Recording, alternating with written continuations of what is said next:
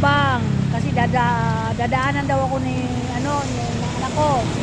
Ilani, wala pa sila dito. Kanina pa ako nandito. Baka na traffic. Lakas ng ulan, oh. Tingnan mo.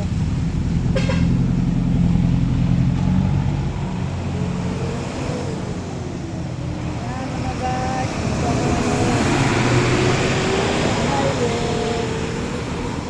Babang ako ng service ko. Saan na kaya sila? Tagal.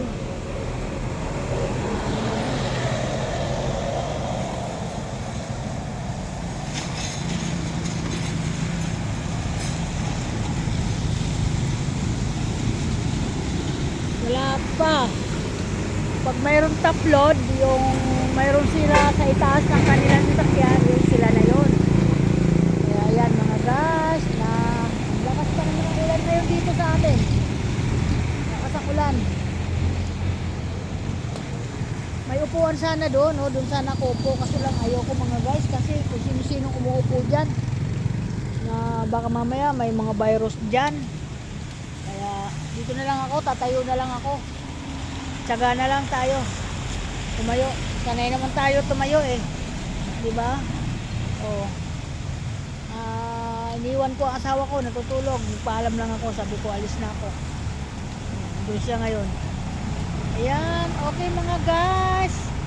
Good afternoon po lahat. Inuulan ang birthday ng apo ko.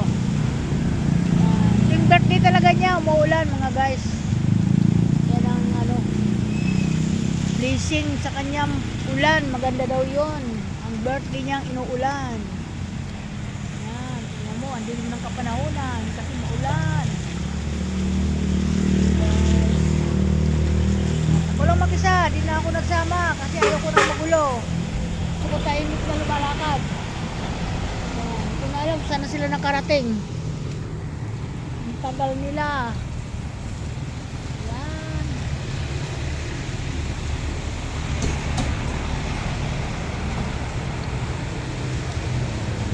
Baka maya-maya nandyan na yan sila.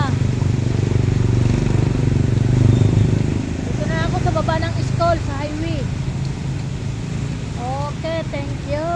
Welcome to my vlog. Habang nag-aantay, magbablog muna tayo para hindi sayang yung ating nakatayo dito. Nakatayo na pag-aantay, di ba? Okay, salamat. Magandang araw, magandang na maulan ngayon. Thank you so much.